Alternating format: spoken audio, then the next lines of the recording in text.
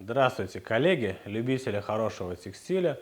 Сегодня на канале мы поговорим о таком прекрасном волокне, как вискоза. Я назвал эту передачу «Хамелеон среди волокон». У каждого из вас дома в гардеробе обязательно есть какие-то изделия из вискозы, может быть в гардеробе, в шкафу, может быть дома, на окнах, на постели и так далее. Это одно из самых распространенных волокон. Сегодня поговорим о нем. Ну, во-первых, это было первое химическое волокно, которое изобрел человек. Произошло это около 200 лет назад. До этого не было химических волокон. Был хлопок, была шерсть, лен и, в общем-то, все. И, в общем-то, первые эксперименты по производству химических волокон были даже не для того, чтобы создать новое волокно, улучшить свойства, заменить что-то, а просто потому, что было интересно. Были ученые, которым было интересно получить то, что создавалось природой. Первые эксперименты ни к чему не приводили, и затем, можно сказать, что первое предложение в 1855 году было предложено Аудемарсом. Профессор Аудемарс, он предложил технологию создания волокон на основе целлюлозы. Затем граф Шардоне получил первый патент на получение целлюлозного волокна из нитрата целлюлозы в смеси с эфиром спирта. Но это волокно было очень горючее, оно воспламенялось, оно было очень взрывоопасная технология, и поэтому она тоже не прижилась. Та вискоза, которая практически в похожем виде, как мы сейчас видим, была разработана тремя английскими учеными. Чарльзом Кроссом, вот он на фотографии, Джоном Бивеном, вот он, и Карлом Бидлом. Они разработали технологию обработки целлюлозы сероуглеродом в присутствии щелочи и получили раствор, который назвали viscosity. Viscosity — это английского слова вязкость, откуда, в общем-то, и получилось название вискозы. Это было в 1884 году, а уже в 1905 году в городе Ковентри, Великобритания, было запущено первое производство по выпуску вискозного волокна. Синтетических никаких полиэфиров еще не было, они появятся только спустя 50 лет. Первое производство в России появилось в 1909 году под Москвой в городе Мытищи. Технологии развивались, и на сегодняшний день вискозное волокно занимает первое место среди целлюлозных волокон. Давайте посмотрим, что оно представляет из себя в мировом балансе. Итак, если взять все химические волокна, то вискозные волокна и все целлюлозные занимают порядка 8,6%. Вот это сектор целлюлозных волокон. На первом месте, конечно, это все равно полиэфир. Если же мы возьмем штапельные волокна, используемые для производства пряжи, то здесь целлюлозные волокна занимают 5,6%. Это волокно очень быстро развивается, потому что оно обладает очень широким спектром свойств и очень востребовано человечеством. Средний годовой темп его прироста целых 5,1%. И, конечно, здесь мы в первую очередь обязаны нашим друзьям из Китая, который 60% вискозного волокна выпускается именно в этом стране, а в год такого волокна выпускается 7,5 миллионов тонн. Представьте, какое количество. Главный боец на этом рынке — китайская компания Сатери, 20% от всей вискозы в мире, а также Жантай, Бирла, Таншань, и здесь, видите, у нас есть и австрийская, и европейская компания Ленсинг. О ней мы обязательно скажем несколько слов. Вискозное волокно относится к искусственным волокнам. Искусственные волокна получены из природных полимеров. Одним из самых распространенных природных полимеров является древесная целлюлоза, из которой они и вырабатываются. Но это не только вискозные волокна, они могут быть и белковые, они могут быть и ацетатные, но мы сегодня будем говорить именно о вискозных. Кроме того, к целлюлозным волокнам относятся модальные, сейчас тоже модное волокно называется модаль, леоцел, другие его названия тенцел, нюцел, ацетатные медно-аммиачные, купра, резиновые и альгинатные из морских водорослей. Названий вискозного волокна много, не запутайтесь, посмотрите, вот это разные аббревиатуры, все это одно и то же волокно. Вискоза, район, район, рин, CV, VI, VC, вискоза, вискоз. Разные названия одного и того же, не перепутайте, чтобы вас не ввели в заблуждение эти названия. А целлюлозу можно добывать из любой древесины. В наших широтах наиболее распространенные древесины хвойных пород деревьев. Если мы говорим о Средней Азии, для них наиболее распространенный это, конечно же, бамбук. О нем я делал отдельную передачу. Но, например, Ленцик делает, пожалуйста, вискозу из древесины эвкалипта. Технология производства вискозы достаточно сложная. Мы не будем вдаваться в химию этого процесса, только в общих чертах. Сначала древесину измельчают, получают стружку, затем целлюлозу варят со щелочью, чтобы получить такую серую массу, это целлюлоза. Но нам нужно волокно беленькое, поэтому затем происходит отбеливание целлюлозы.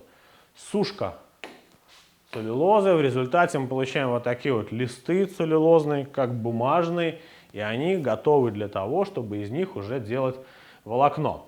Затем происходит обработка вот этой вот отбеленной целлюлозы. Это этапы мерсеризации, измельчения, ксантогенирования. И в итоге мы получаем при растворении в гидроксиде натрия вязкий раствор, вот эту вискозу, из которой уже можно формовать нити. Из нити делать или комплексные нити, или пряжу, из пряжи ткань. Из чего состоит вискозное волокно? Оно состоит примерно где-то на 90% из целлюлозы. Также в составе есть лигнин, порядка 10%, 0,3% пектина и другие вещества. Вискозное волокно получают мокрым формованием. Почему я на этом чуть-чуть заострю внимание, вы сейчас поймете. Мокрое формование значит то, что формование фильера находится в осадительной ванне. Но эта ванна непростая, это ванна, в которой находится очень сложный химический состав. Так и называется состав ванны. Так вот, фильера, через которую происходит формование, то есть продавливание этого раствора, находится в этой ванне. И из каждого отверстия фильеры выходит одно волокно. Это вискозное волокно, выходящее из фильеры, взаимодействует с составом ванны, то есть тем химическим реагентом, который находится в ванне, и тогда только оно застывает. Вот в чем суть мокрого формования. Струйка вышла, вступила в реакцию с составом этой ванны, и только тогда она застыла. И вот мы получили вискозное волокно. После этого, конечно же, его необходимо промыть. Есть на машинах для производства вискозной нити есть промывочные ванны, промывают, смывают оставшиеся химические реагенты, различные другие текстильные операции. Ну и на выходе мы, соответственно, можем получить либо комплексную нить, либо жгут вискозных нитей, из которого после разрезания можно получить штапельное волокно. Так вот, посмотрите, что находится в этой ванне. Почему я решил на этом остановиться? В ванне находится серная кислота, сульфат натрия, сульфат цинка. И все эти вещества, все эти химические реагенты между собой провзаимодействовали. Получились новые химические соединения, которые очень трудно разъединить. А это значит, что девать? Куда девать этот состав осадительной ванны? Она очень вредная. Вылить ее просто невозможно. Поэтому вискозная технология считалась раньше очень вредной.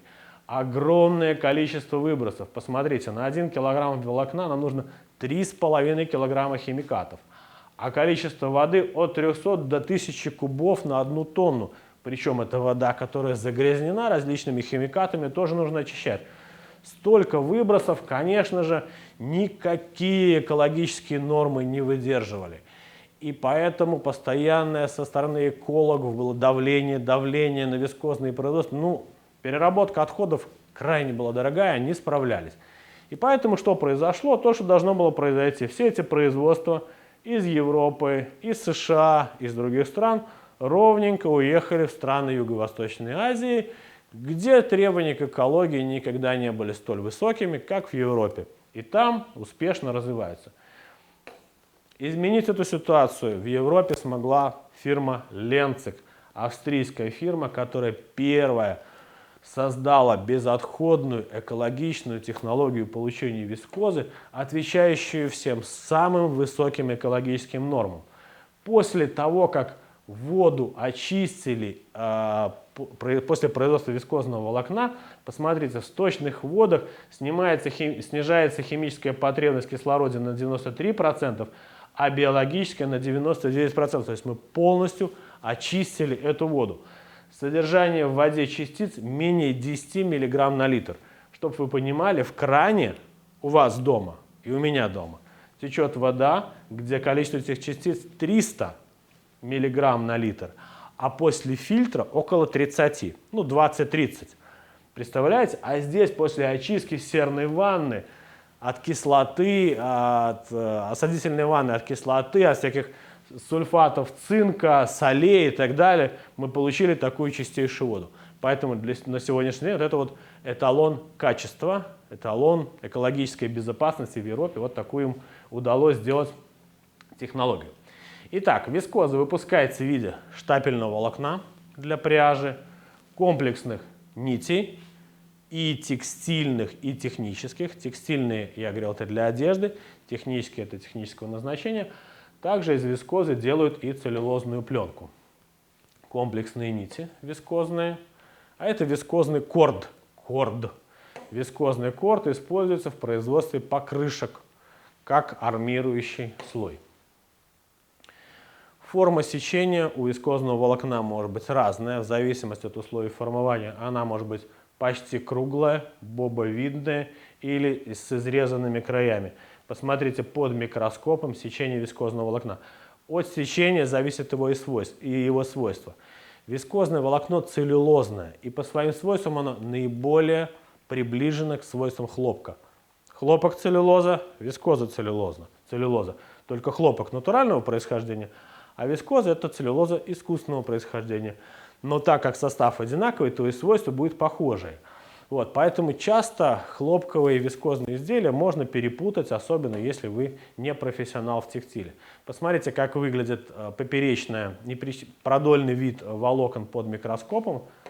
Это у нас волокно шерсти с чешуйками на поверхности. Волокно льна, вы видите, разное по толщине, потому что технические волокна склеены. Извитое волокно хлопка. И вискозное волокно, в принципе, похоже, только здесь волокна будут все очень равномерные и по толщине, и по длине.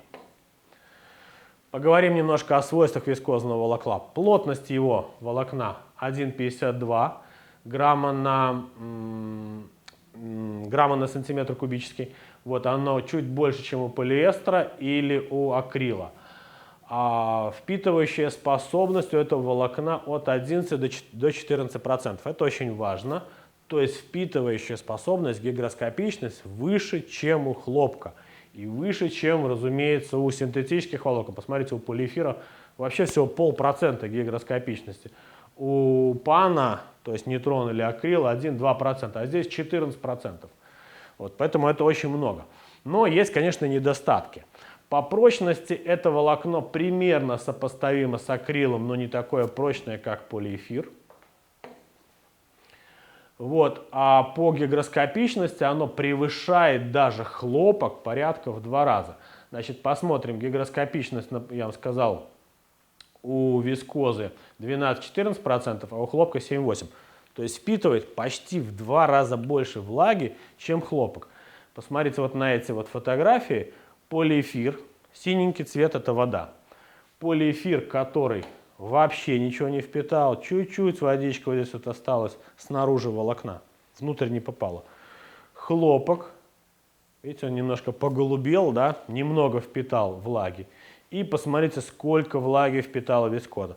Понимаете, высокая гигроскопичность – это хорошо для текстиля. Но, опять же, не для технического, для одежды, да, потому что хорошо впитывает влагу. и хорошо ее отдает. Вот это одно из уникальных свойств текстиля. Какие еще плюсы можем отметить этого волокна? Значит, высокая гигроскопичность. Раз. Низкая пилингуемость. Не закатываются изделия. Среднее разрывное удлинение между где-то полиэфиром и хлопком. Очень хорошая окрашиваемость. Ткани, трикотажные полотна можно окрашивать в самые яркие разнообразные цвета. Низкая усадка. Шелкоподобный вид. Вискоза имеет такой благородный, красивый блеск, благодаря чему недобросовестные продавцы очень часто вискозные изделия вам попытаются выдать за шелк. Вы должны понимать, что это совсем разные вещи. Хорошие тактильные ощущения целлюлоза, приятная на ощупь. Низкая электризуемость, не накапливает статический заряд, потому что высокая гигроскопичность. Хорошая воздухопроницаемость из-за свойств самого волокна. Мягкость. Принес вам показать изделие из вискозы. Посмотрите, какое оно мягкое, приятное, легкое. По тактильным ощущениям очень приятное. Ну, сопоставимо с любым из натуральных материалов, которые вы знаете. Хорошая драпируемость. Значит, изделие хорошо образует складки. Если мы говорим о платьях, юбках, шторах и что угодно. Гипоаллергенность могут носить и взрослые, и дети. Отходы изделий не токсичны, они хорошо разлагаются в почве, потому что это целлюлоза. И так как волокно и ткани хорошо, высокая гигроскопичность, то они будут и хорошо отстирываться. Но, конечно же, должны быть и недостатки, не могут быть какие-то материалы сотканы из одних достоинств.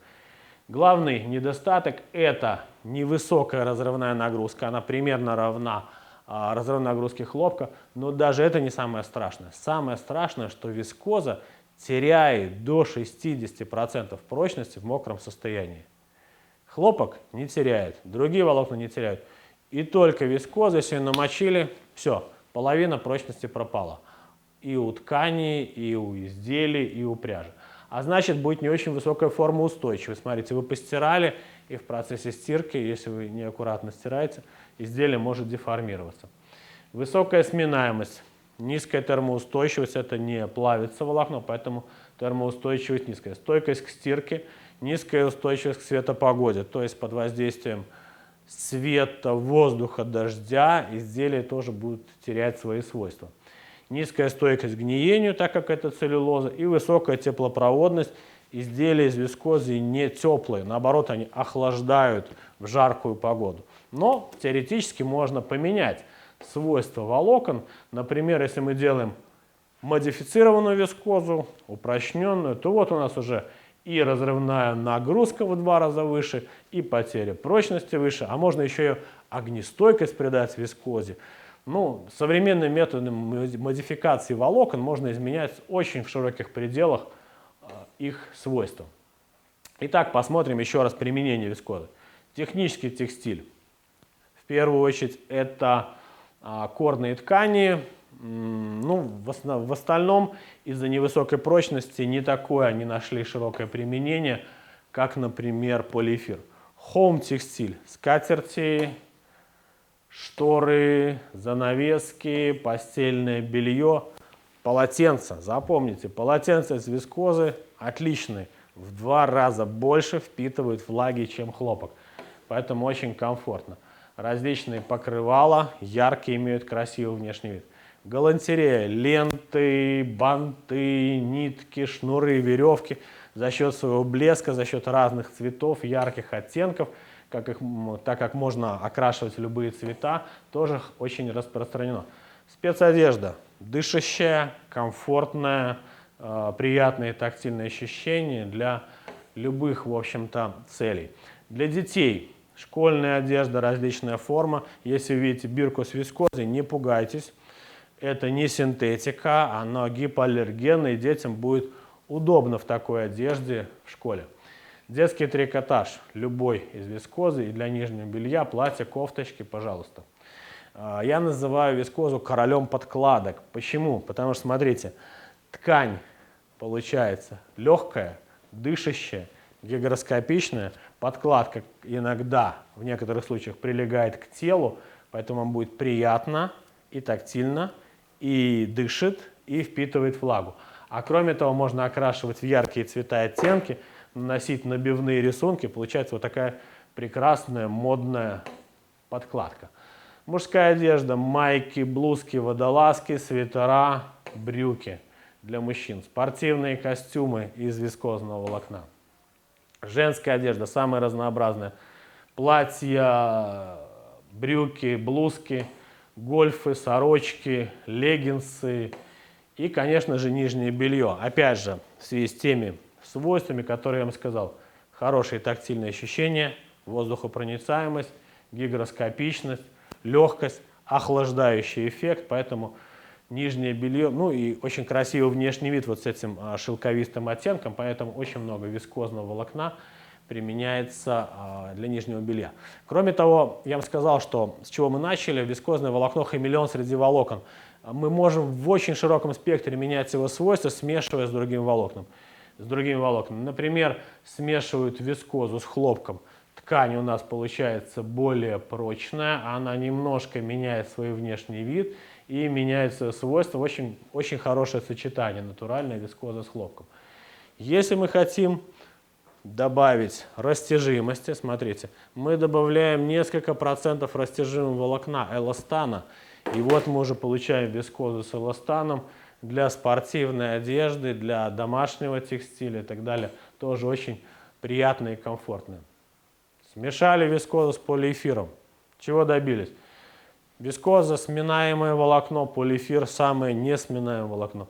Мы получили костюмные ткани, пальтовые и брючные, которые меньше мнутся, которые имеют, опять же, красивый внешний вид, более прочные, более формоустойчивые. Но чем-то мы поступились, где-то, да, в гигиенических свойствах где-то мы поступились за счет этого. Смешали вискозу с шерстью, получили, опять же, благородный блеск, получили более теплые изделия, но и улучшили их свойства в плане гигиены, воздухопроницаемости, гигроскопичности. Прекрасное сочетание вискоза со льном. Смешивая вискозу со льном, мы делаем менее сминаемым лен, мы добавляем к нему блеск, а так как оба волокна целлюлозные, оба хорошо впитывают и пропускают влагу, то мы как бы убиваем тоже двух зайцев. Получаем прекрасный, практически натуральный материал с очень хорошими потребительскими свойствами во всех отношениях. Вискоза с шелком. Шелк — волокно дорогое, вискоза более дешевая. Смешивая вискозу с шелком, мы практически не теряем во внешнем виде, но мы можем получить тонкие, блестящие, приятные ткани с хорошей гигроскопичностью, воздухопроницаемостью, очень мягкие за счет вот этих свойств вискозы. Спасибо за внимание. Всего хорошего. До новых встреч.